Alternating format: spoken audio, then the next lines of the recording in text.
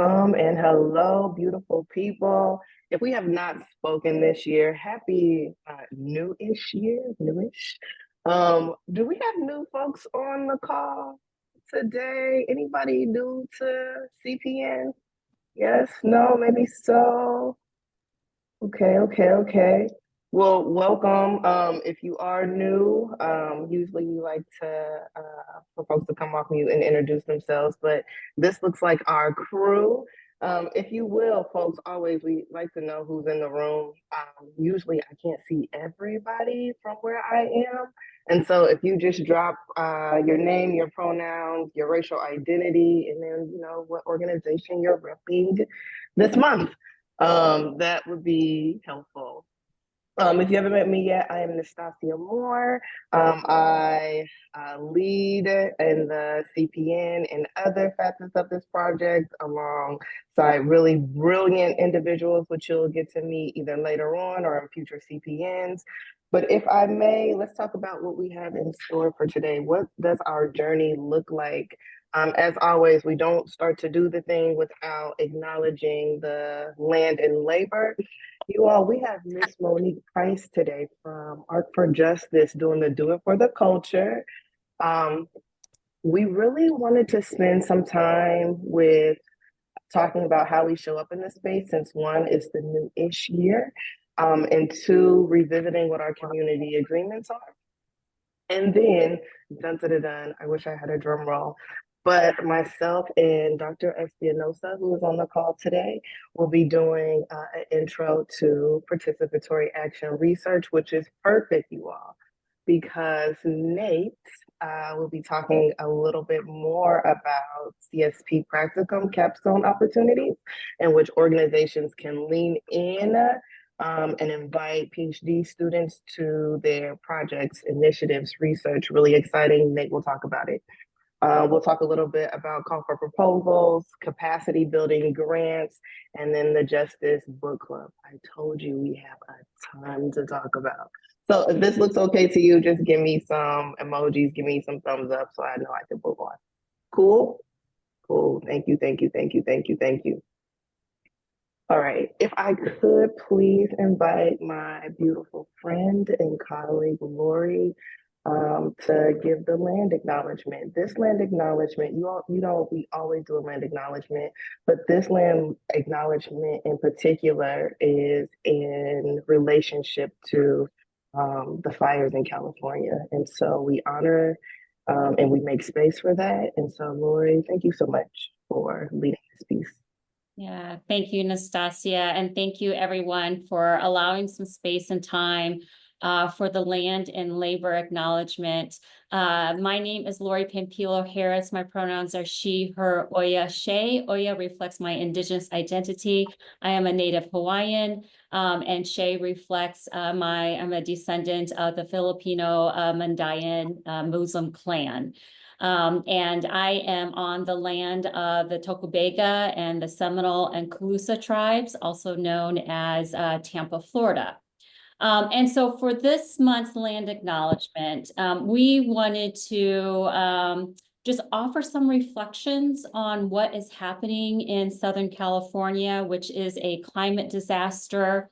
And we've chosen the land acknowledgement for this moment because the wildfires are intertwined with land that was stolen and with Indigenous ways of knowing being erased. And for us who hold this space with CPN through the Systems Alignment Innovation Hub, what we're witnessing in these fires are the same things that we've seen in Maui and in so many other parts of our beloved Mother Earth. And for me as an Indigenous person, I see it as a wailing expression of a planet that's in crisis. It's a testimony that's written in a flame of a world that is just crumbling under the weight of capitalistic extraction. There's this great quote that says, to speak of climate disaster without speaking of capitalism is to speak with a fractured tongue. The two are entwined, inseparable. And so when I reflect, what that is saying to me is that capitalism is rooted in stolen land and in chattel slavery. There's this hunger for endless growth that devours our forests and displaces wildlife and pretty much renders our earth as a resource for profit. And the Los Angeles wildfires are not just a consequence of those rising global temperatures. They are a symptom of structural greed.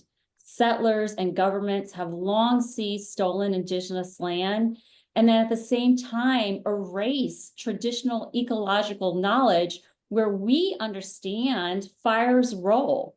Fire's role can be regenerational. It can bring balance. And when we do controlled burns as part of our ancestral stewardship, it's a collaboration with the land rather than its conquest. So when we think about this unregulated expansion, the deforestation around our world, the monocultural farming that's happening, it's all driven by capitalist imperatives that have now churned this landscape that we all are trying to live in and thrive on into tinder. And Frantz Fanon wrote, colonialism is not content merely with the physical domination of land. It also seeks to reshape consciousness, to sever people from the earth that they were born of.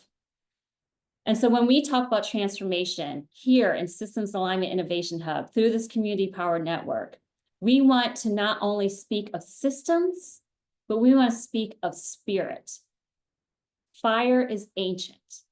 Fire purifies, transforms, destroys. It's an element of power, yes, but it is also speaking to us.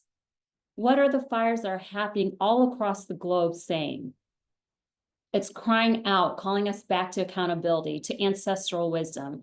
Perhaps it's whispers that imbalance cannot persist, that the earth's body is speaking in the language of heat, drought, and flame. For us to return back to Kapwa, which is a native Hawaiian way of ancient knowledge of shared soul and shared breath, where we walk in with being able to give and exchange, to give as we take, to mend what was broken. We are not above the earth. We are of the earth. We are muscle and root, marrow and river, all bound together. And so we want to take this moment to do that land acknowledgement in this way, to honor all that is happening across the globe, but in particular, our prayers, our vibrations, and the recovery for Southern California. Let's move on to the labor acknowledgement, Nastasia. Can we have someone come off mute and read our labor acknowledgement for us?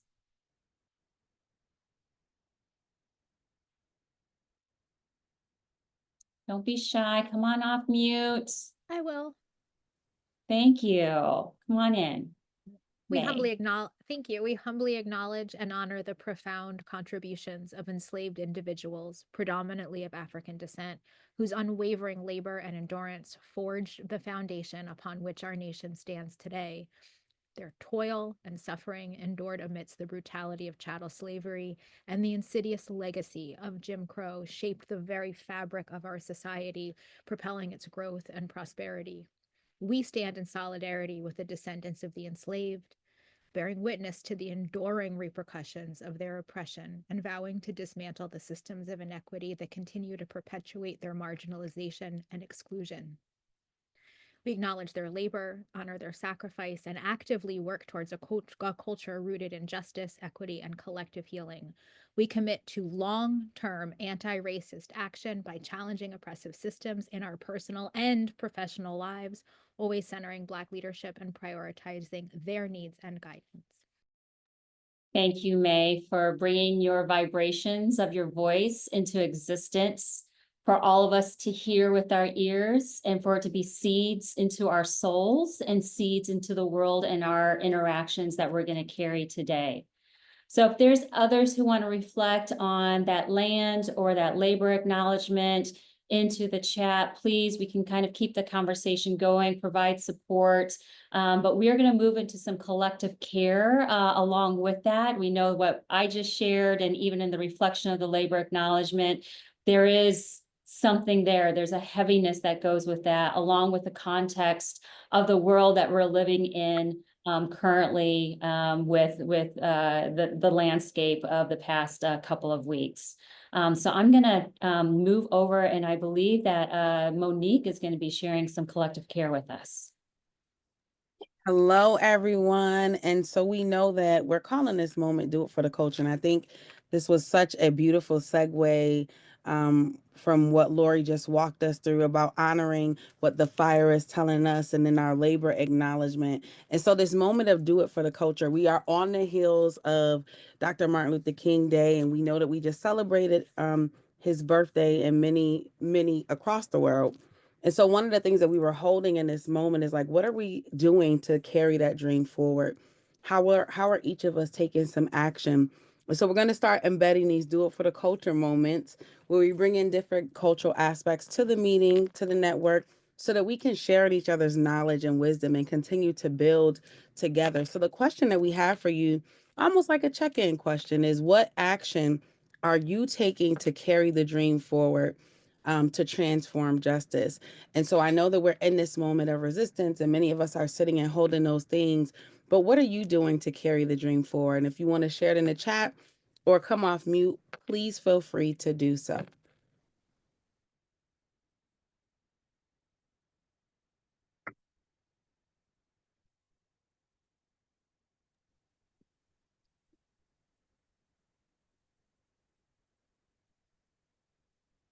Always being embarrassing being the first one.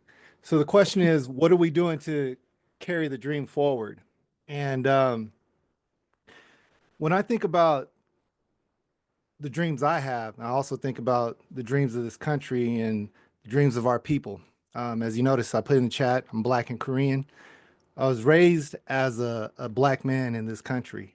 And a lot of the things that I had to go through growing up, there was a lot of injustice that I faced. And it always kind of held me into a space where I felt I wasn't capable of doing much more. And it was only at the time where I'm facing my second time in prison that I realized that I have so much to offer, but is it too late? And so in that space where I'm at a crossroads where I'm facing the rest of my natural life in prison at 22 years old, but I'm also faced with this transformation that I'm receiving.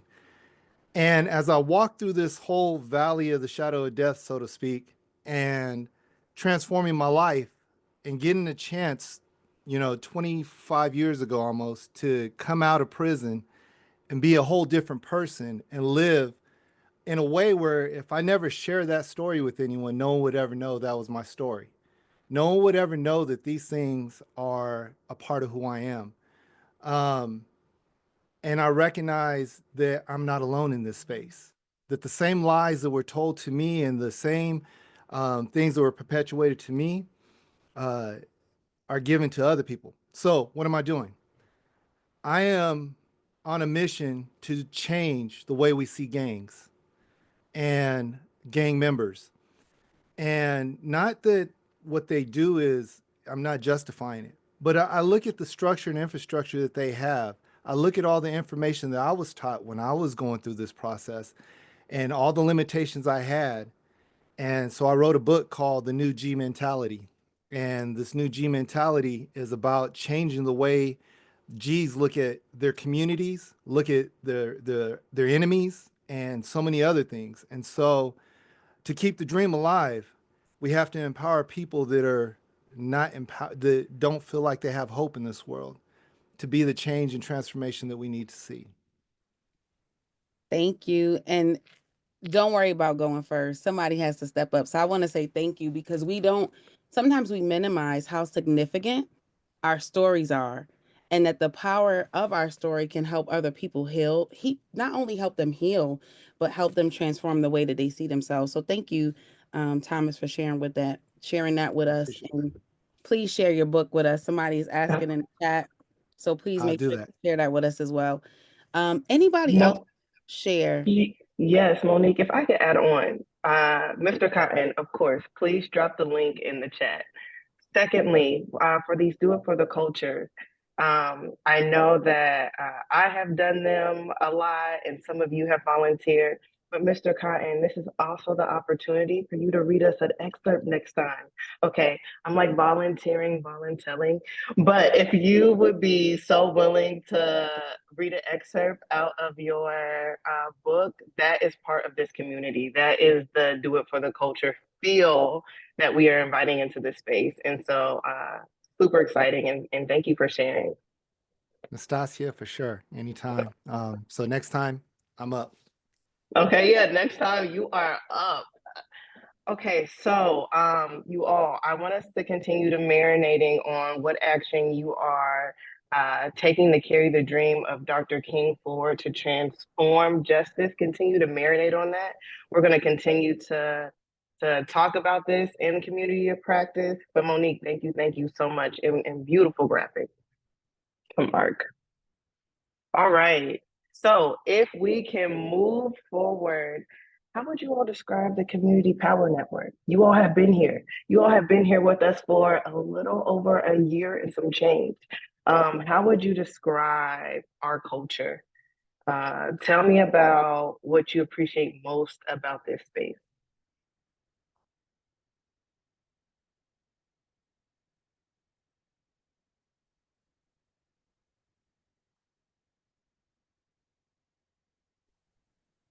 Well, I guess I'll hop out there. Oh, I see.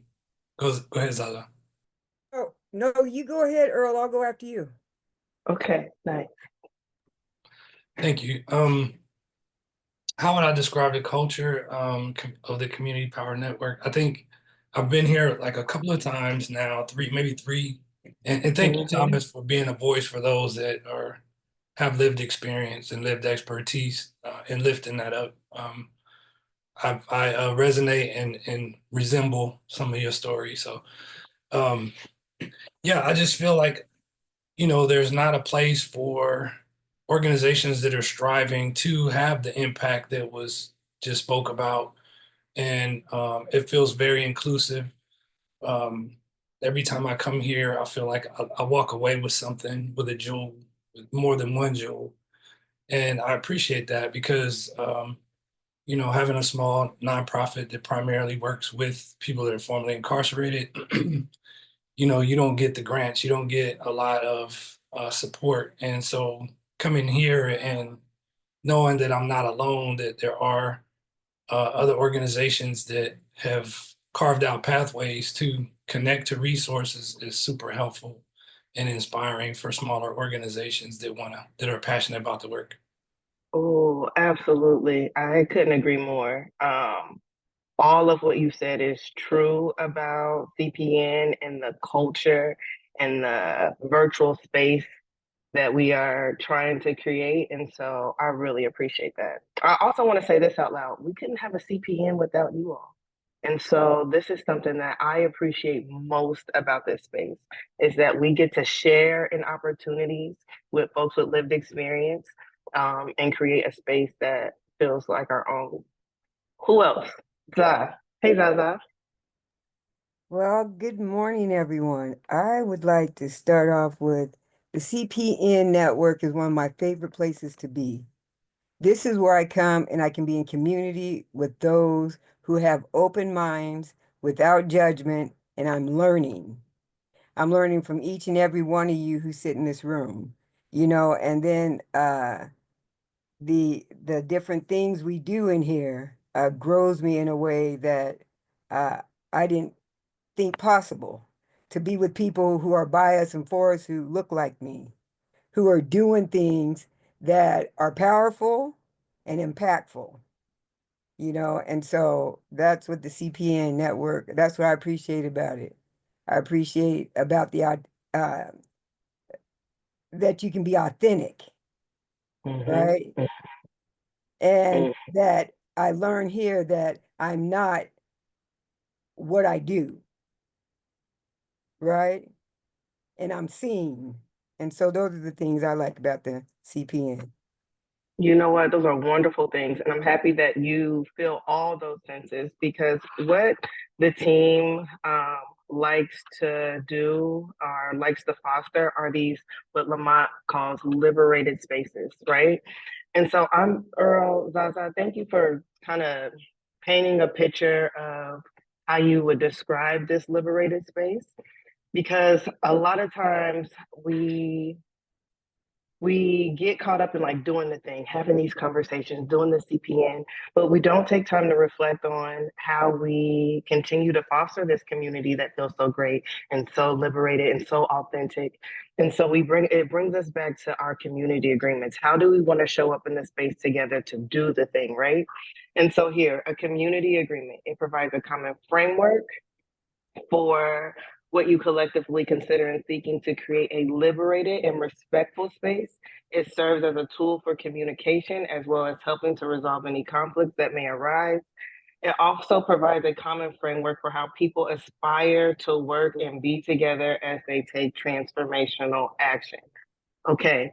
And so some of the things that we want to think about when we are continuing to foster our community agreements, for those of you who are newer in this space, we actually have community agreements. And Little so lady. what's that? Okay, thank Michael, audio control, please. Thank you. We already have community agreements, and so we like to revisit those. And so some of the things that we would like you all to think about when um, abiding by and fostering those community agreements is think about what you may need from every person in this room participating in CPN. What do you need in order to feel what Zaza said, to feel liberated, to feel supported, to feel productive? Almost like Earl said, to feel like you're walking away with something at the end.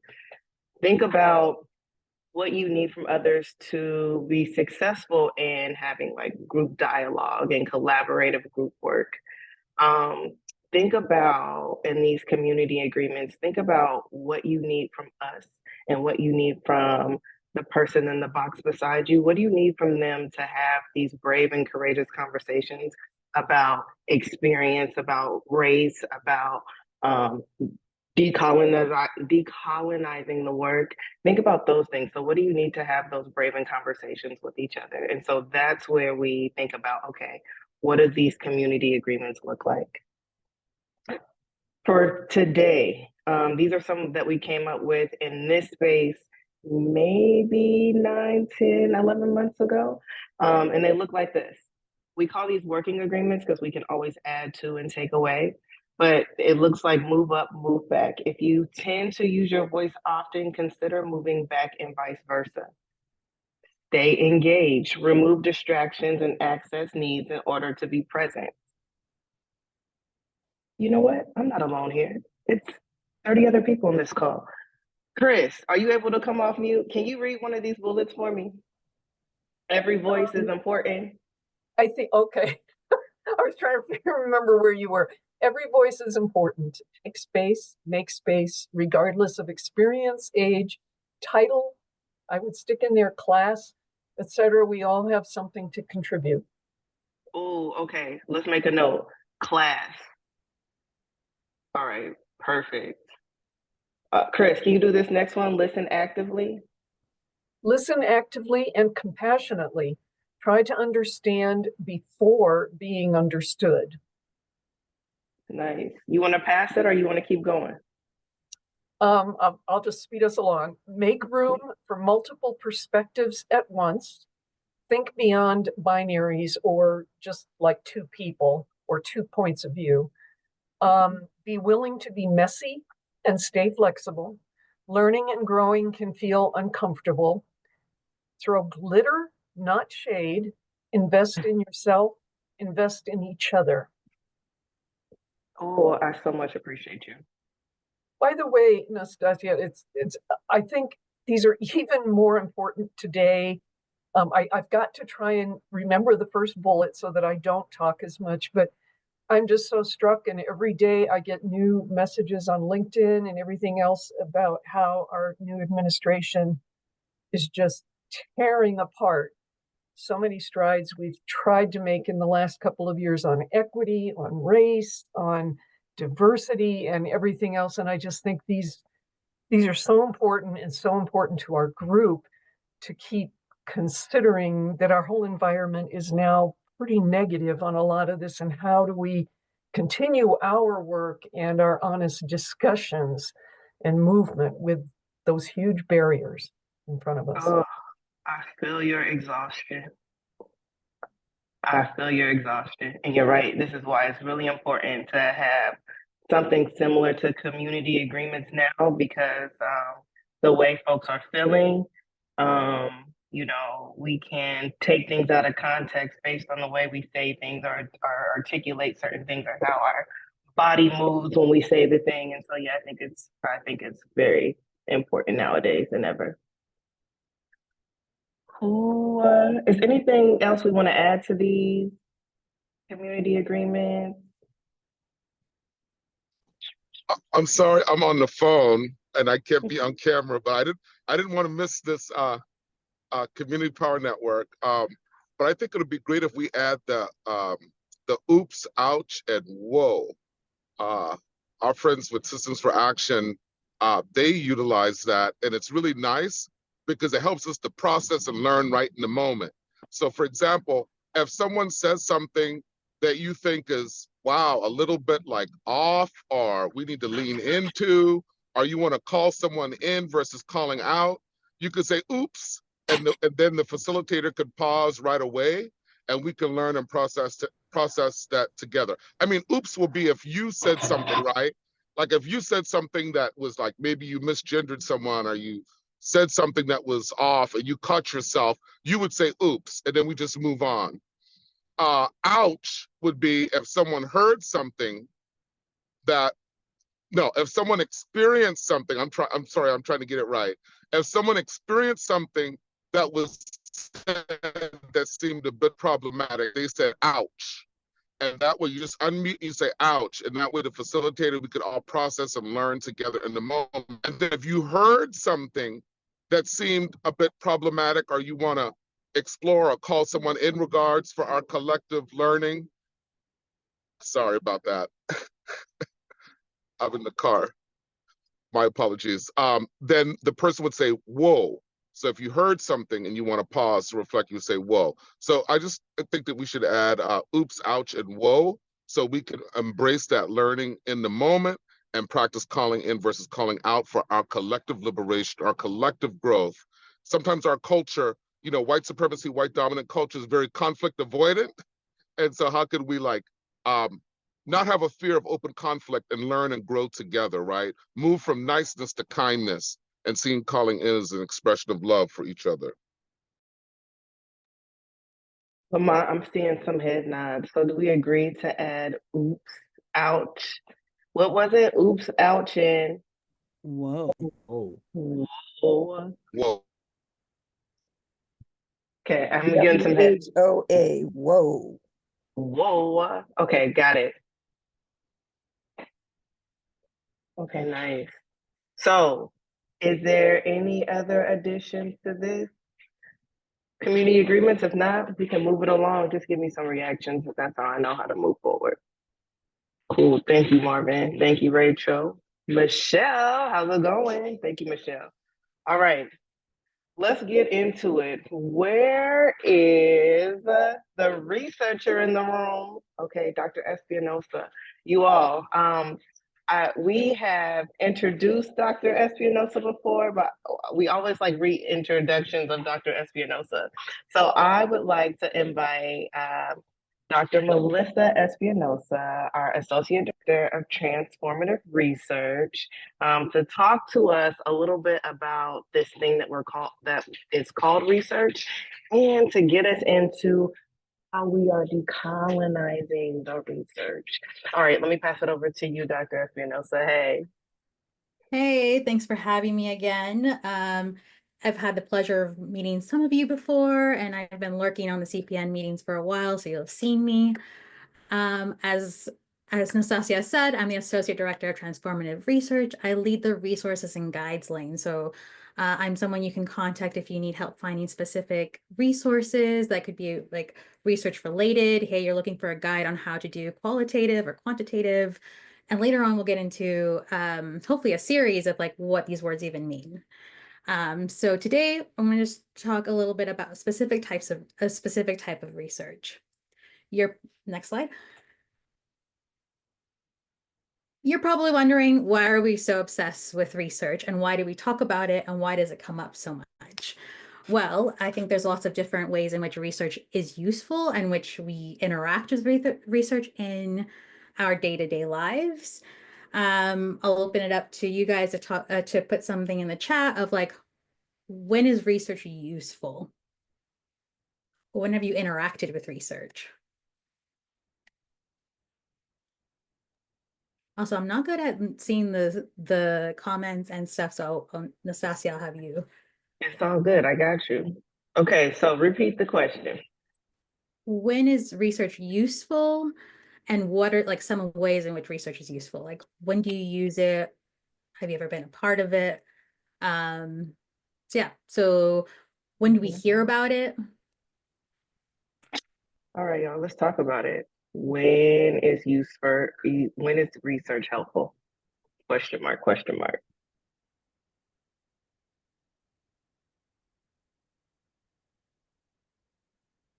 You might think of ways in which it's relevant to your work, to your life, to your identities. Oh, so Ben says when we want to learn something new.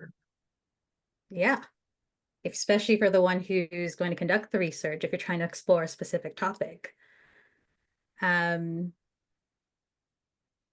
Yes, it's great at continuous quality improvement to figure out which programs are effective in your organizations or which policies are.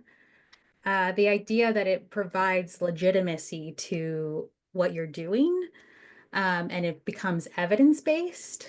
So yeah, a couple things I've written down is your local impact and relevance. So research helps to identify and address specific needs, challenges within a community. By participating in research, community-based organizations can ensure that the results are directly relevant and beneficial to their unique context. Evidence-based decision-making, we hear that a lot in the nonprofit world. Research provides solid evidence. And of course, we can get into like how you get into data and how you're using that evidence that can guide effective decision-making and strategic planning. It helps organizations allocate resources efficiently and implement programs that are proven to work. And it also helps with capacity building, involving community members in research, empowers them and strengthens them by providing new skills and knowledge.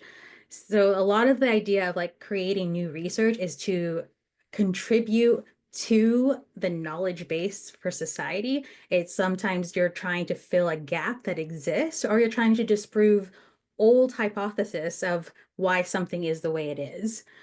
Also for funding opportunities, why should academia be the only ones who get funding for research? How many times have we been approached by academia wanting our insight, our thoughts, our knowledge from our communities, and we're not on there as co-authors? Because in academia, you're not celebrated as much if you're not the sole author and first author. And another thing is sustainable change. Research can lead to sustainable change, long-term improvements in the community by identifying root causes of issues and developing comprehensive solutions that are informed by data. And then, of course, research can lead to innovation and improvement. Continuous research allows organizations to innovate and improve their programs by staying informed about the latest findings, trends. They can adapt and enhance their approaches to better serve the community. So go on to the next slide. So some other questions I have is really like, what other factors influence research that you can think of? So when you read research, what are some of the questions you have about that research?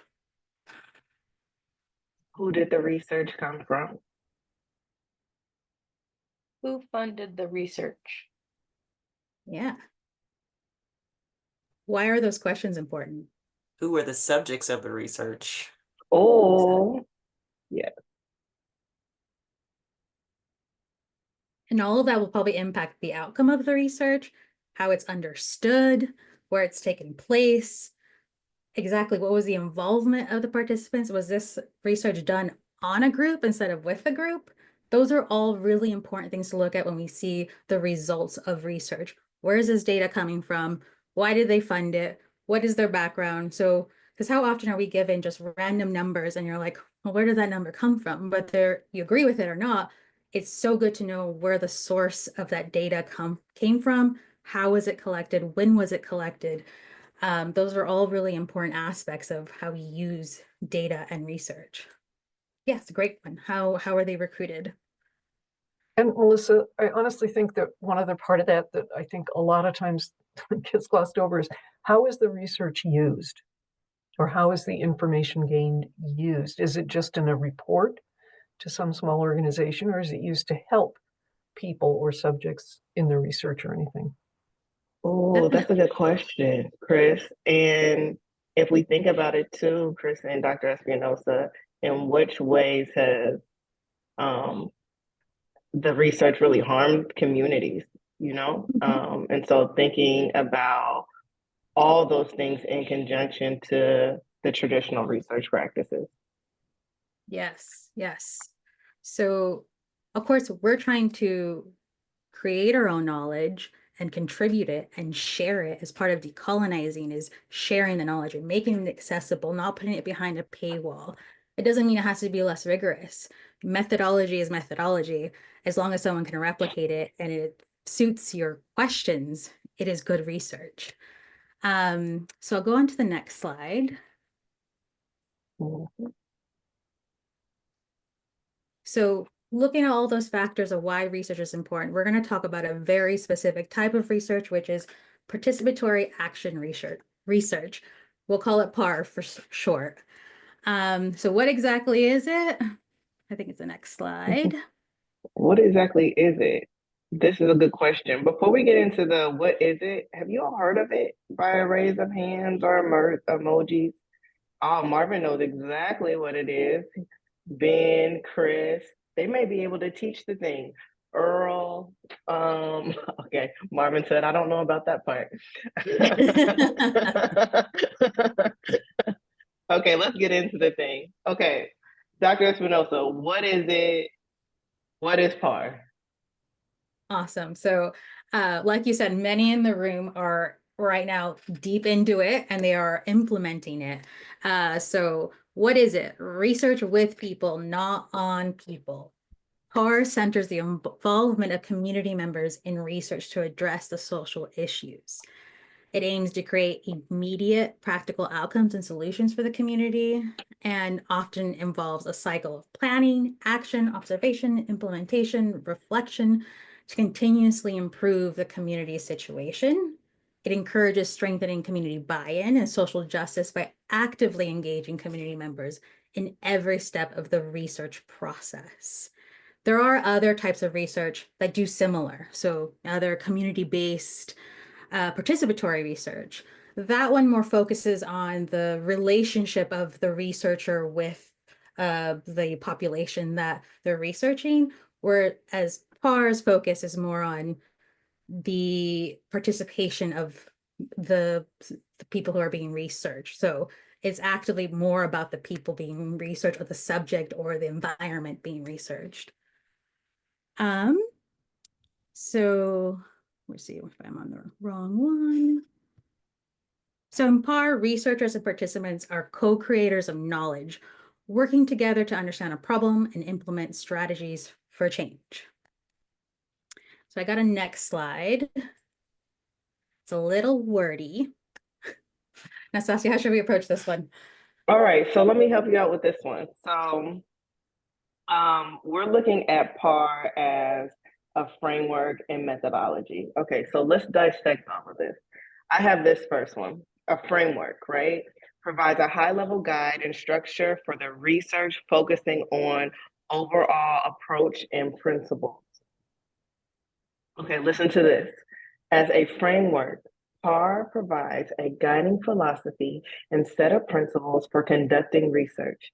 It emphasizes collaboration, participation, empowerment, and social justice. This framework shapes the overall approach to research, ensuring that community members are actively involved and that the research aims to create positive change. Okay, let's just let that marinate for 2.5 seconds. Okay, who can help Dr. Espinosa out with the methodology? We're going to talk about both of these things, but boom, we have the framework in our minds. Can somebody do the methodology for us?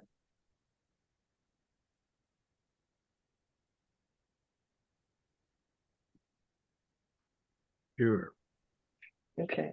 As a methodology, participatory action research includes specific methods and techniques for collecting and analyzing data. It involves cycles of planning, action, observation, and reflection. These methods are designed to be flexible and adaptable to unique needs of the community and the research context. Okay, let's pause. Okay, what does that mean? What does this say? Can somebody translate what this says? Everybody except for Dr. Espinosa, of course. Oh, people started to go off camera on this one, Dr. Espinosa. We're getting wordy now. I get it. This is Can not. somebody translate this? Well, it's okay. Okay, go ahead. Go ahead, Marvin. I love this.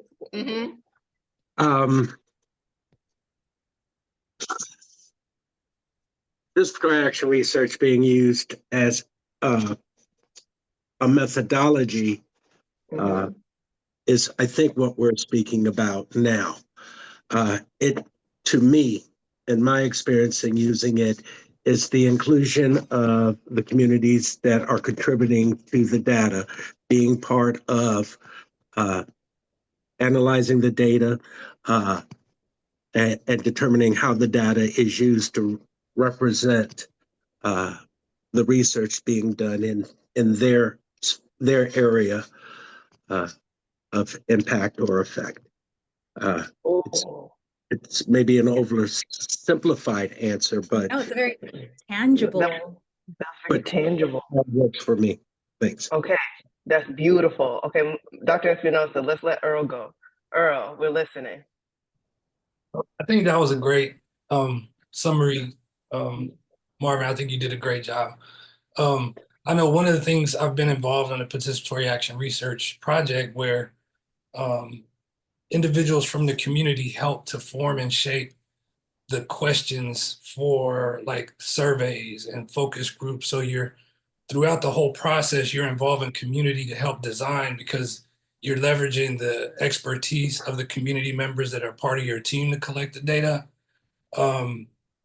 In their proximity to what's going on in the community and build the trust so folks can say, oh, wow, this is a question that I could relate to because this is relevant to me. So just to add to what Brother Martin said.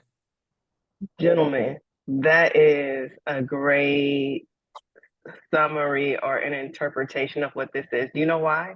I'm not a researcher. Everything in which we just read went way over my head. I'm not gonna lie. And so I hear framework and I'm like, no thanks. yeah, and Dr. Espinosa, what the heck, can you further translate what this means in terms of methodology part in a framework form and then versus it as a methodology form? And before we go on to the next slide, I see you, Carissa. We'll do you and then we'll go to the next one. Thanks. Hi, everyone. Yeah, I was going to say an example for my work. You know, I have a public health background, but I founded a nonprofit. But when it comes to interventions, you know, I love frameworks. So they're very popular, definitely in public health. And they're ways to understand the problem, which usually they're complex problems. So that's why we need these complex frameworks to put the problem in a way that we can understand it, or where we're identifying what the different links are. For example, a model that I use a lot is the social ecological model, which is, you know, when we're thinking about an intervention or changing behavior of an individual, it's really not just the individual we have to consider, right? It's all the different layers around them. So if you think of like an onion that's chopped in half and you have all the different layers around it, there's the individual in the middle, then the community, then And I forgot the different ones, but like organization, society, and there's different models with different labels or whatever, but they're pretty similar. And so that's the framework you're thinking about what you're going to be doing. We need to be thinking about all these different layers, right? That's what the framework helps us understand and guide us. But then the methodology is the more into the weeds about, okay, when we're looking at each of these layers, let's say we're working with individuals versus community. Okay, what are the methods going to be? With individuals, we're going to do one-on-one interviews and do key informant interviews and gather that key informant data. With the community, we're going to do town halls and focus groups or whatever, you know, with the, and then with the organizations, yeah, we'll do focus groups with the organizational leaders or whoever. And then, so I don't know if that helps, but that's where the frameworks versus methodology comes into play. Oh, that's beautifully said. Thank you, Carissa. That's so helpful. And so for Yes. me, what did she just say? Okay, tell us the thing. Yes. So to summarize what everybody was saying in very tangible real life ways, framework sets up the stage for the research, defining the what and the why. It gives you the, how do I want to say, it provides a high level guide and structure for your research, focusing on the overall approach and your principles throughout your research. Whereas your methodology is your how. How did you do it? How many interviews did you do? How did you get your data? It focuses on the specific methods and your procedures used to gather and analyze your data. So when you're reading someone's methodology section, you should be able to figure out exactly how many interviews they did, how they participated, how they recruited their participants, what questions they asked, how long the interviews were. So it's very precise and procedure and can be replicated usually from academic journals. You can replicate that. And then someone who does should be getting something very similar to what you got or exactly what you got. Great. So there are components to PAR. I don't know that we have time to really dive into these, but I think it's worth diving into these generally today, and then hopefully next CPN or newsletter, we can really break these down and take time with each one to talk about real life scenarios and also how you can do this and how maybe some of our partners have been doing this. Yeah, I think that's a good idea. Carissa, almost like you said, there are layers to it. And some of these frameworks, I like to say layers or levels to this thing, right? So similar to the framework that was introduced, equity-centered community design, developed by Lamont and myself. As I look at this framework, it's similar, right? You talked earlier, Dr. Espinosa, about the inclusion of diverse co-creators, this collaboration part, this participation part, elements of continuous quality improvement, elements of research and history are in here. Of course, the element of promoting and advancing equity and social justice is within this framework's lens. And so, as Dr. Espinosa mentioned, in part two of this, we are going to be going through the different levels or elements or layers, however you want to frame it. So what this looks like in decolonizing research and what this looks like in conjunction to utilizing PAR. Dr. Espinosa, what do we have for the people? Well, I'm so glad that we've already heard so many people say how they've been using it or what types of frameworks they've been using. But I guess if we want to open it up even more to how you can see PAR benefiting your community or your area of work. How can research and participatory research, action research, help your work, help you advance your programs, policies?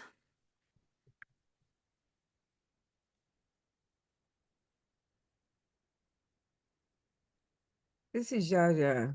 So I was thinking about when doing a bit of work with the Seattle Public Library, we did listening sessions. You know what I'm saying? So that was community involvement. And that's what PAR reminds me of, is bringing the community together to understand what the community needs.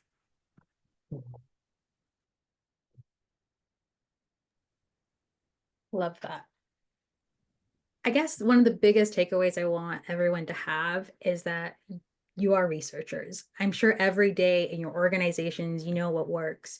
You've seen your data, you've seen the demographics of who's reaching your program, who's not. You know what funding you need to make your programs even better. And part of that would be being able to do research that shows that so that way you can take it and show it's proven if we had funding to do this. So it's a very tangible, you guys are doing it. You don't need all your fancy degrees. It's method research is for everyone, and chances are we've been in people's research before. If we've been subjects of people's research, we see ourselves in a lot of research that's published about inequalities. So research isn't just, we're not just the subjects of it, we are also researchers. I know we have other guest speakers. How are we doing on time? We're always behind, but that's okay because we're on our time. Mr. Cotton, talk to me. So there's I had another question, but what Melissa just said about we're our own researchers. Can you speak to the idea that we have to have these external research, these researchers that are outside of what we do, because we can do our own research and we could begin, but what I was going to say, and it kind of leads into this, which is, so I've been a part of doing CBPR for about 12 years now, and almost 13 years, and I've grown so much in it that it sounds just like PAR. What I've learned though, and what I'm learning about this is these are academic constructs. And so when they come from academia, we have to begin to understand how to let that trickle down to community and inform community and train community on these different aspects of it. And that's where a lot of times the CBPR or PAR gets kind of out of it, because community feels like, well, you're the expert in this situation. And so we're not, but the reality is we are. But when we become even more informed and better experts at this, to the point where we do inform research, we do inform the questions and surveys and many other things. There's a lot of things that we do within our framework of CBPR or community-based participatory research. And so, which is very similar to PAR. My question now, because of what you said, is how do we overcome the funding source saying that they want external reviews from professional reviewers or academic reviewers in this space just to get the funding? I mean, that part right there to me is, yes, we can use this, but at the same time, we have to go back to your system. No. Yeah, I'm just wondering, do you know how we can get past that, or is it just, it is what it is, but we have to do our own research? I mean, I'm wondering, how does that go? Because you mentioned that we're our own researchers. Absolutely. Yeah. We're the people closest to the problem are also closest to the solution. We're in that space. So I'm just asking, do you have any thoughts on that, on how we can advance our research to the point where it is recognized?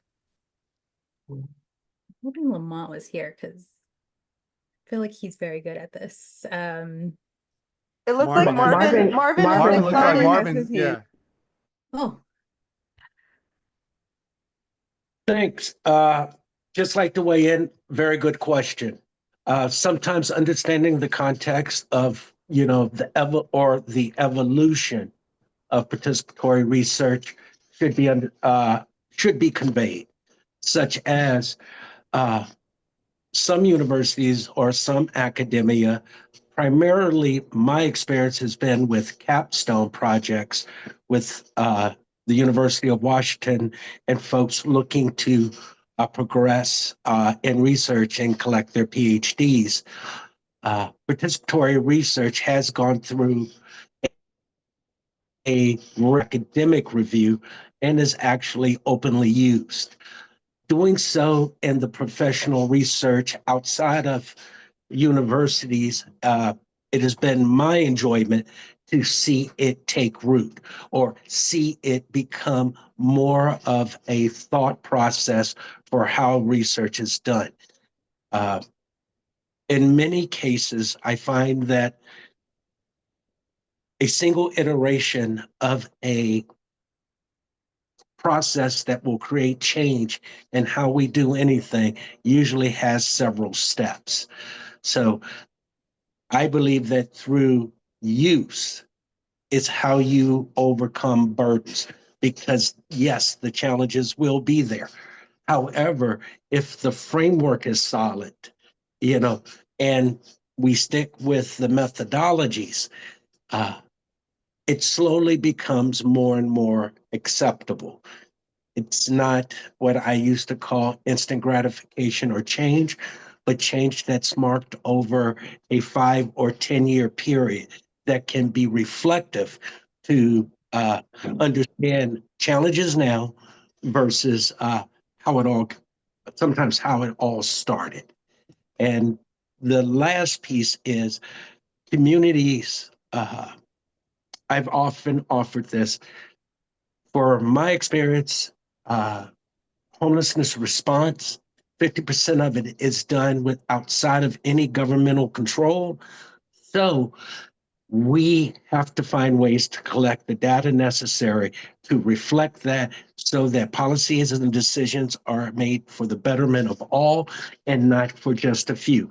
And I see that as kind of something that can work across almost any field of interest. Mm-hmm. That helped, but that's what I would offer, is not to think of it as a new thing, but an evolving thing. And here's the next space to make it work. Thanks.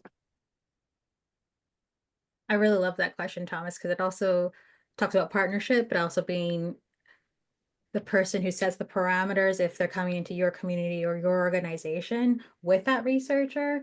You know, you can still partnership. Decolonizing doesn't mean getting rid of everything in academia. There are aspects of it that is still required, like you said. But it is the partnerships with and determining that relationship with the different academic institutions, which leads us to Nathaniel. Nate.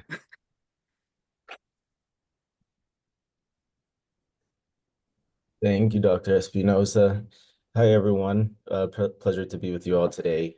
My name is Nathaniel, or I also go by Nate Demica, Senior Research Manager with the Systems for Action team here at the Colorado School of Public Health. And today I will be talking to you all about practicum and capstone opportunities and collaborative efforts that we hope to kick off. So starting a little bit about our Systems for Action research program. We are a national program funded by the Robert Wood Johnson Foundation, based here at the Colorado School of Public Health at the University of Colorado in Aurora.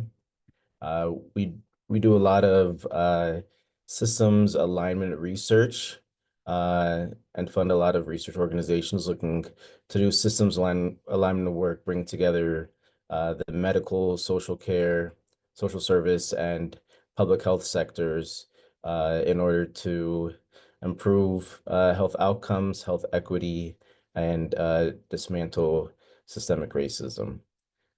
With this work, we've also worked now with the Hub for a few years now, and it's been really great to work with them. And this relationship really came about because we also noticed that our funding opportunities were only being received from large organizations or academic institutions, and really wanted to include community-based organizations who are typically the ones on the ground doing this kind of work already. And so bring them in to also do systems alignment research that are for us, by us, and folks with lived experience. So it's been really great to work with the Hub, and it's been amazing. Next slide, please. So while I'm here today, I want to talk about some collaborative opportunities through Systems for Action. and the Hub's partnership. One idea is using the resources we have here in our Department of Health Systems Management and Policy at the Colorado School of Public Health, where we have both MPH students and PhD candidates as well. At our program, the MPH students are required to complete a practicum and capstone project during their 2 years, where they are able to offer their time and expertise in exchange for completing their project credit hours. We have a handful of PhD students, not as many as the MPH students, but PhD students a little bit more flexibility in ways that they can provide their time and expertise, and more so on a student-by-student basis, depending on the timeline and where they are in their program. Next slide, please.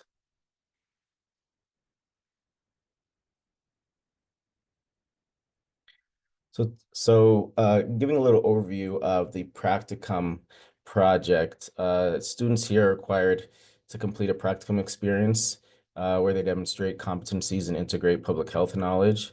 It's really an opportunity for students to develop and deepen their public health skills learned in the classroom and apply it to the real world and gain some real world experience. And help improve understanding of the challenges and opportunities that public health professionals face. I like to view practicum projects very similarly to an internship, where they are assisting the host site with multiple activities, programs, or initiatives. It is a minimum of 120 hours that they need to complete of public health fieldwork and a 2-credit academic course that they do on their end. During the time of the practicum experience, they do need to come up or create 2 products or deliverables, and we will go over some examples of what these may look like a little later on. Next slide, please. Looking at the timeline, so we really want to make connections and conversations with the students that we have here with some CBOs or organizations that you all are a part of in the spring of 2025. So starting here shortly, students just started their second semester last week. And so they'll work on these proposals throughout this spring semester, submit them by May 19th, and then complete their practicum by August 15th. And so the work schedule and hours are going to be determined whatever works best between the student and the host site, as long as they do, just complete those 120 hours between June 2nd and August 15th. Next slide. So now looking on the host site side of things, some of the responsibilities and requirements that would be expected if you do want to host a student to do their practicum project. The students will have a preceptor, so one individual within the host site that will work closely with the student throughout their experience. And so some of the primary responsibilities of the host site would be to work with the students to develop this practicum experience within the time commitment and student schedule. Typically is completed between their first and second year, which would be over the summer. Also providing the student with a background about the organization and project, your guys' vision, and what you're trying to accomplish, mentoring and guidance throughout the project, and also supporting students in professional development activities, whether that be including them in staff meetings, introducing them to organizational leaders, inviting them to professional events, just kind of housing them, within your organization and working in tandem side by side. We really want this to be a mutually beneficial relationship. And so you help them as much as they help you.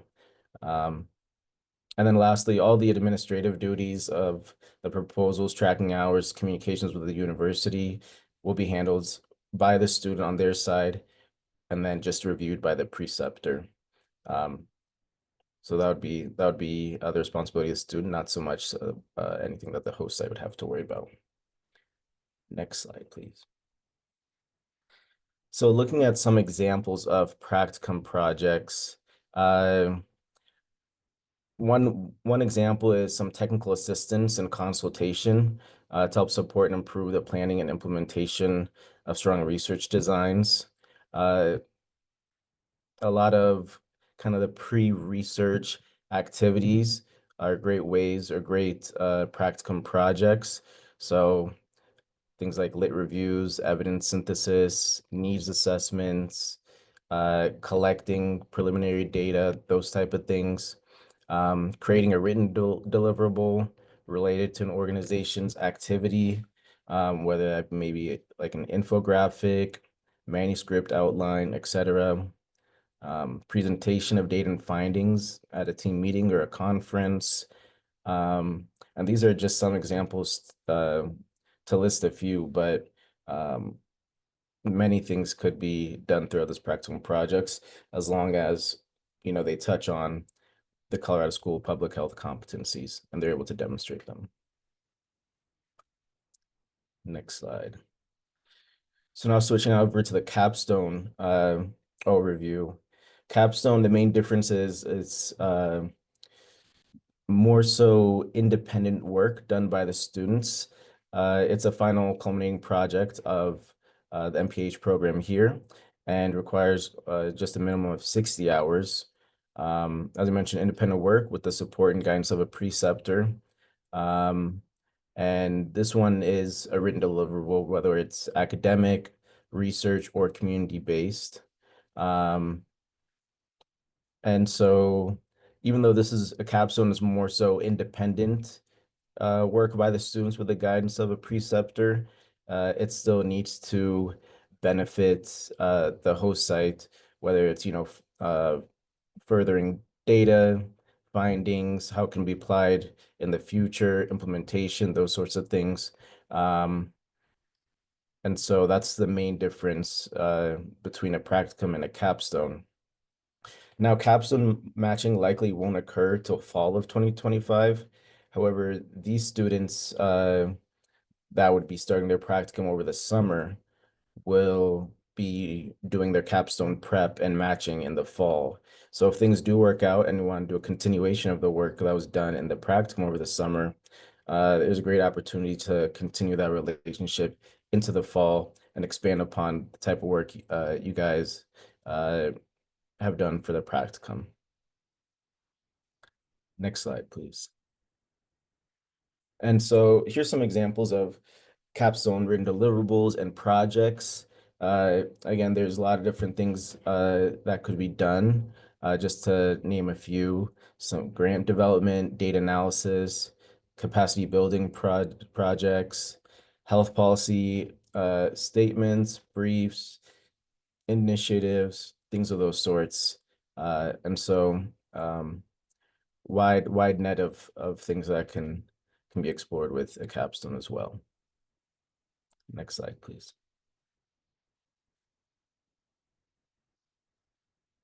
So what are the benefits of being a host site? I think one of them is, students are bringing their time, knowledge, and skills to these practicum and capstone projects. They complete or conduct projects that organizations may not have the capacity to otherwise accomplish. Also, there's no expectations to provide compensation or pay. You can, but it's not a requirement because students do receive credit hours for their program here. And so it's a great opportunity to add someone onto the team and have more hands-on with the work and daily activities that your organizations are already doing. To continue along, a great way to recruit new talent and also expand your organization's impact on communities as well. Next slide, please. Okay, so talking a little now about the matching process. What we had envisioned for this this opportunity is having the students and the host sites, you guys connect and kind of talk about different opportunities that may be available for a student to complete their practicum projects. And so here at the university, we are going to hold an info session with our MPH students next Tuesday, so a week from today, and provide them this overview information, but also we want to provide them information about your guys' organizations, potential options for them, for their practicum experiences, the vision that you all might have for them, and provide them the opportunity to then reach out and connect with you all and to start developing those relationships and those communications. So if you go to the next slide, if this is something that would be of interest for you all, I have my contact information here. I can also put it in the chat. But yeah, just reach out to me with your organization, a good contact info, and then maybe just like 2 to 3 sentences of an opportunity or a way you envision being a host site for a student, what that they can do for their practicum. And so we think this would be a great opportunity, great collaborative effort to have expand upon the relationships that we already have, collaborative efforts, and we're hoping to create new and lasting relationships.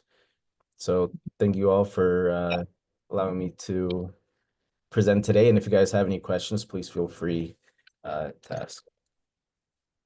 So beautiful job, Nate.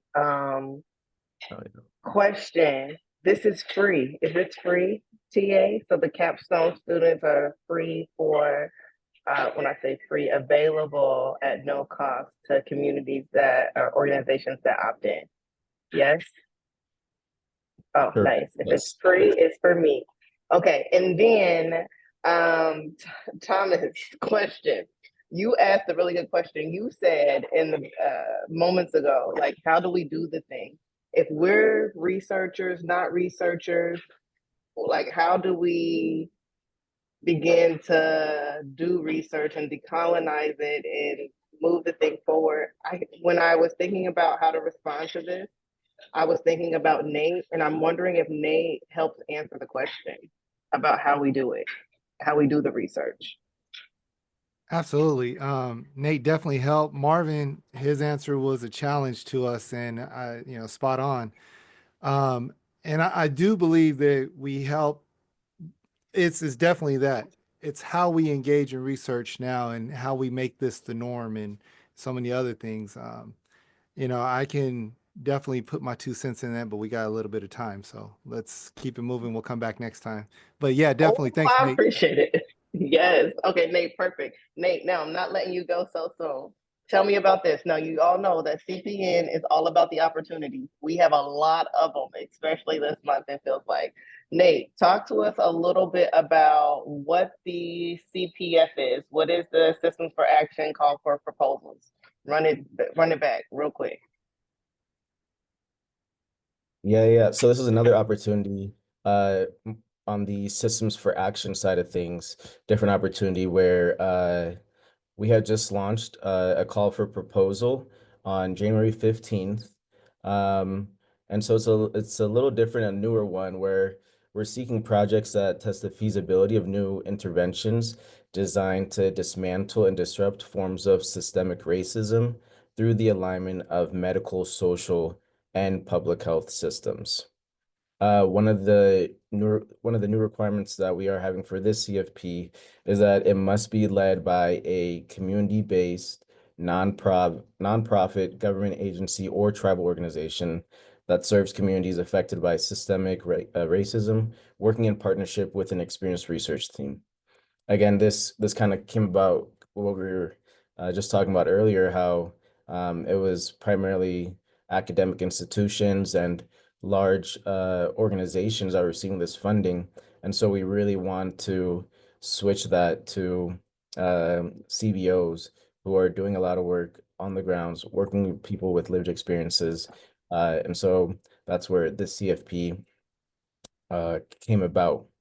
The awards will be up to $200,000 each, and funding pilot test studies that can be completed over 12 months. And these pilot studies are expected to help grantees prepare for and pursue future research opportunities from other funding sources beyond the S4A program. So these are, beginning pilot study programs to see the feasibility and the ability to turn into something larger. We have 2 informational webinars for this. We had one last week on the 22nd, but we will have another one on February 24th. We also have weekly drop-in office hours where you can just stop by, bounce ideas, have your questions answered. Maybe if you have a specific question that relates to what you're doing or wanting to do, great opportunity to stop by an hour every week. And then lastly, the application deadline is June 4th. And I'll also go ahead and drop into the chat some links, or that link where you can get more information on the templates, the require a more in-depth informational sheet, and also our frequently asked questions page as well.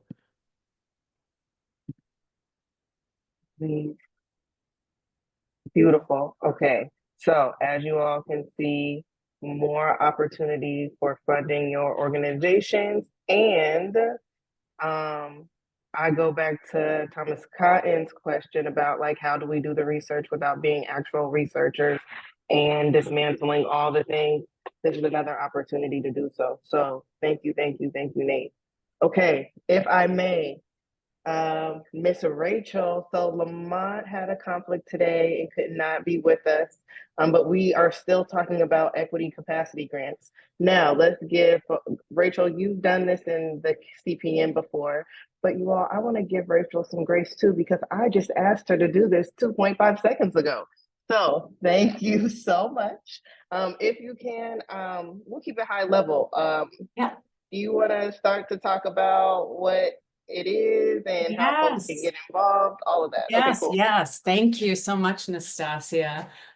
So we have launched this new grant opportunity, the Equity Capacity Building Grants. And really based on the feedback that we've gotten from the Community Power Network participants and our grantees over the last year and some months about how complicated and arduous it can be to actually apply for grant funding. And we're like, how do we make this money easier? How do we make it more accessible? How do we make it low barrier? And so we came up with this beautiful idea to make some grants using trust-based philanthropy principles. And here again, it's, we're talking about dismantling power, decolonizing research. And so we really want to focus on these grants being rooted in a commitment to redistributing power in service of a healthier and more equitable society. You can read more about trust-based philanthropy there. These grants we have available. I just want to set the expectation because we're very excited. And we only have $800,000 to grant out through the Systems Alignment Innovation Hub. But they are grants between $5,000 and $100,000. And you can see the eligibility here is that community-based organizations or groups who are working to undo systemic racism intersecting with other forms of oppression that impact the health, well-being, and overall functioning of racially marginalized and historically disenfranchised groups, and who also authentically reflect the communities most impacted. So your leadership, your board, your staff composition. So these are the types of organizations that are eligible to meet with us. And if you could go on to the next slide, Nastasia, thank you. Here's a list of some, ideas of ways that funds could be used. This is not exhaustive, but you can see here that you could use these funds to, I'm not going to read each of these out, but, this is a pretty flexible source of grant funds that can be used. And we're so excited because if you go to the next slide, we have information about how to reach out to us. The timeline is these are on a rolling basis, so there is no sort of deadline other than we do want to make all $800,000 available between January now and March of 2026. And the grant funds have to be spent by September because that's the end of our grant cycle through the Systems Alignment Innovation Hub. But with these grants, we're also going to be offering organization brief consultation before you submit it so we can talk through what your idea is and support you. And then we'll invite you, if you are granted funds, to join a monthly learning community session, and we'll be providing you with tailored TA and consultation. And all you need to do if you want to talk to us, Lamont, myself, and some of our colleagues at S4A, Carrington and Phoebe, we are happy to schedule 45 minutes to talk with you about your idea and help you kind of think through exactly what you are interested in using funds for. And at that point, if we feel collectively like, oh yeah, this is a really great proposal, then we would invite you to submit an application, which is super accessible and easy. We had one practice-based organization who we invited yesterday, and within an hour and a half, what they needed to fill out was already back. So we really wanted to keep an eye on making this easy and accessible. And Nastasia or someone else could just throw into the chat the email address. So if you just shoot us an email that says, hey, I'd like to talk about this ECBG Equity Capacity Building Grant, we will schedule a call with you as soon as we are able. So that's that. We're really excited to be able to make these funds available, and largely because of you all with the Community Power Network, all of the communities who offered lots of really important insight about how complicated it can be to secure funding. So thanks. Thanks, Nastasia. Rachel, sounds like a lot of resources to go around. Okay, that's beautifully done. Thank you, thank you, thank you. If someone could put in that email in the chat, that would be so helpful. All right, now if we can move on to Justice Book Club. Okay, this is like the cherry on the cupcake, this one. Where is my folks, Monique and Miss Regina? We are here and I'm excited. I was so excited to see Regina pop up in the room, but we talked about resources, not only just funding resources, but come on, we're inviting you to transform your mind and join our book club. I'm going to invite Regina up to talk about this quarter's book, as well as who our host and special guest facilitator will be this month. So Regina, come on off mute and let's tell folks about the Justice Book Club. You got it. Can you all hear me okay? Oh, yes. All right, then. Well, first of all, hello, everybody. It's just good to see faces and to be with you today.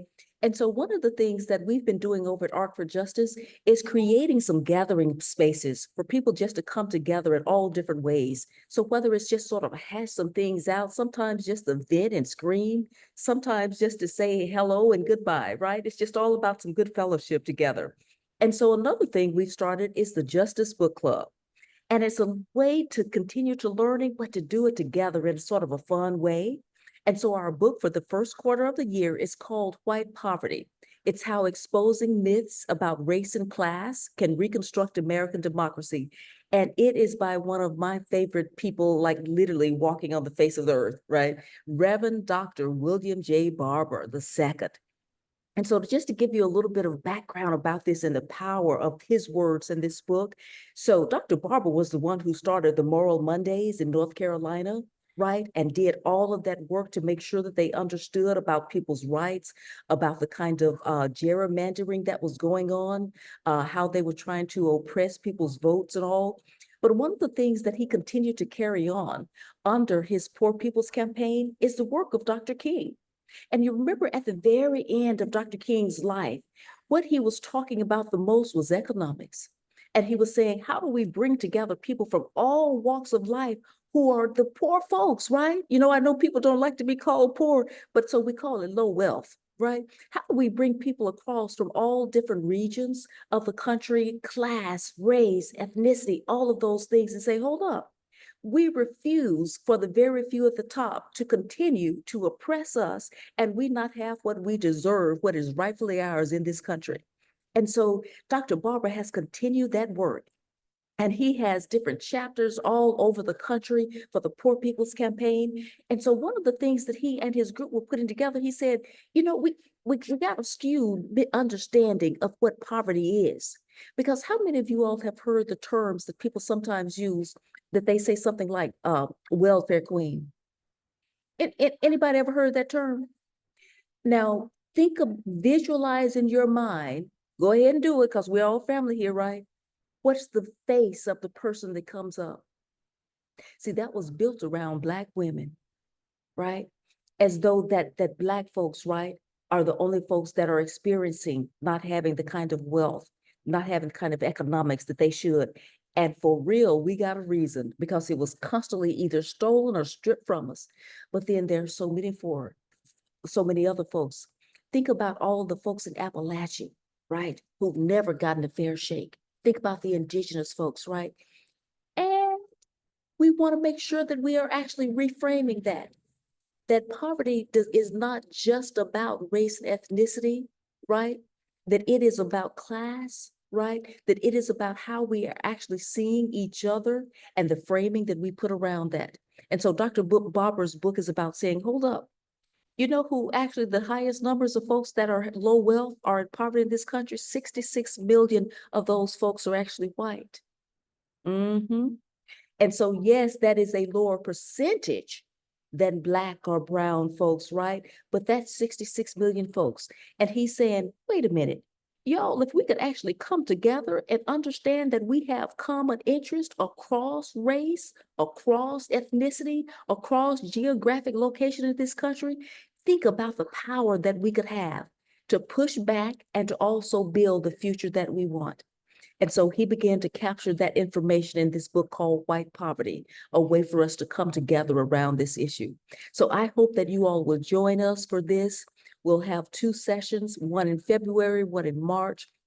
Our February guest will be one of your friends, and our friends will be Lamont Green as well. So please, please, we're asking that you join in and y'all just come on in, right? And have some fellowship with us, share some good ideas. Now, we do want you to read the book, but don't be afraid to show up if you haven't read every single word, all right? Anything else, Monique? That's it, Regina. And I dropped the link in the chat. And if you all have any questions, my email is on the flyer so you can reach out to me directly. Thank you. Great. Thank you so much. Thank you, Nice. Nastasia. No, thank you for sharing space, and thank you for extending the Justice Book Club to us in our community. You all, I still have this up for a reason because I haven't seen anybody's phone do this with the QR code. So giving you all a second just to ping into the QR code. You all, it has been a pleasure to be in community with you all. Please, please, please join us next time, February 25th for Community Power Network. Real quick before you log off, we're going to be diving into part 2 of participatory action research. We are going to lean into participatory action research as it pertains to decolonizing traditional structures and circling back up to the Equity Center community design. Oh, we have special guest doing for the culture, Mr. Thomas. I keep saying it because I'm holding him to it. I hope you have some pings on your phone, Thomas, as a couple people just bought your book. People are texting me in the background. I got the book. I got the book. So hopefully you're getting some pings on your phone that folks have gotten the book. Regina, what are you trying to show? Oh, okay. Regina was just standing up. Okay. Other than that, we appreciate you tuning into our quarterly newsletter, and we shall talk soon. Have a good one, everyone. Take care.